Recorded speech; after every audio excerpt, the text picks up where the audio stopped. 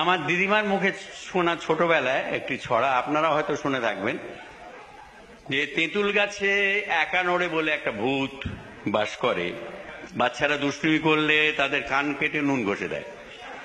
একা নড়ে কানে করে তেঁতুল পাড়ে ছড়ে ছড়ে, এক হাতে তার নুনের ভাঁড় আর এক হাতে ছুরি, কান কেটে নুন ঘষে বেড়ায় বাড়ি বাড়ি।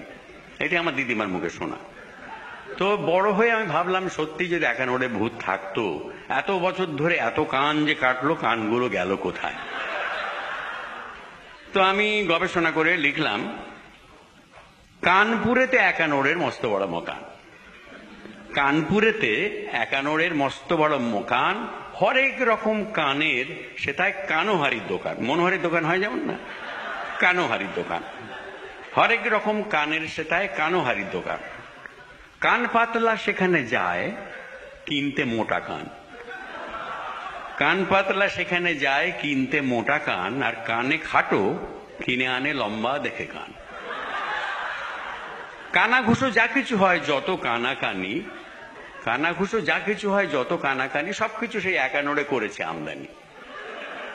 তখনও দেশ হয়নি স্বাধীন, মন্ত্রী ছিলেন ডানকান, মিস্টার ডানকান।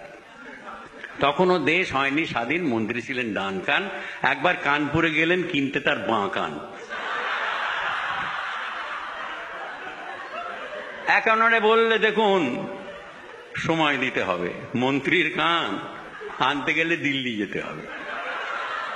একানোরে বললে, দেখুন সময় দিতে হবে, মন্ত্রীর কান আনতে গেলে দিল্লি যেতে হবে। এই না বলে একানোরে দিল্লি দিল হাঁটা।